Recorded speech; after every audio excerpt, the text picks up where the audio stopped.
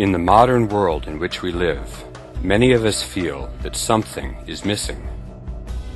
We fill our days and nights with thousands of distractions, goals, things, and activities, trying to fill this empty place in our hearts.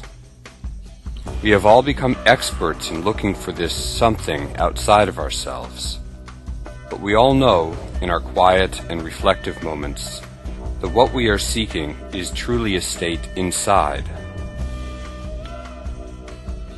Everyone can remember moments in their lives where they felt truly happy. Maybe it was receiving that special present you had been longing for. Perhaps it was the day you achieved a goal you had been working for. Maybe it was the day you were married, or the day you touched your newborn child.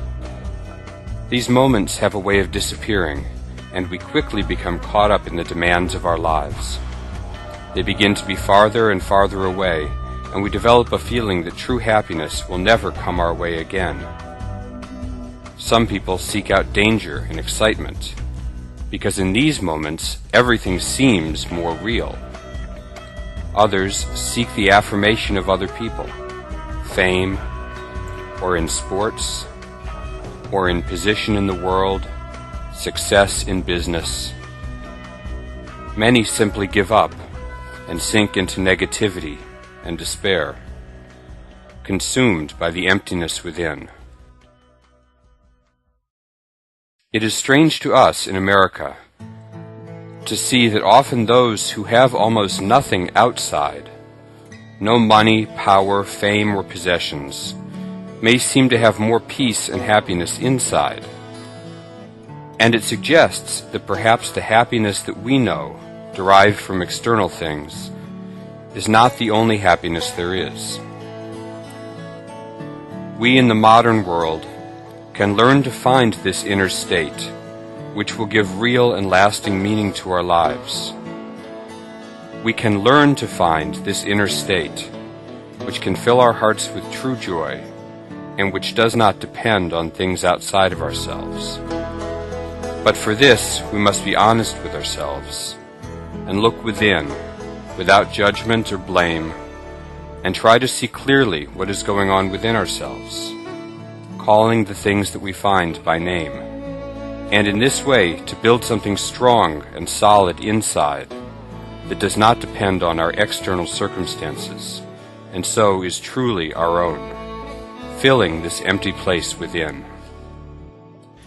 Here is one way to start. Imagine that there are 3 states possible to us. What we might call external happiness is caused by events that please you. There is nothing wrong with these things. They may be good and real on their own level. But this external happiness does not last, and we are left wanting more. Then there is an essential joy, which is honest and often simple. It may come from a more real place within us. It may come from being near people that we truly love, or things which we do for the sheer joy of them. And finally, there is bliss. Bliss is beyond external happiness, and even beyond essential joy. It is connected with feeling in harmony, nearer to God, as it were. And that is what gives it this special quality. This 3rd state, bliss, is within us, yet it seems so far away and unattainable most of the time.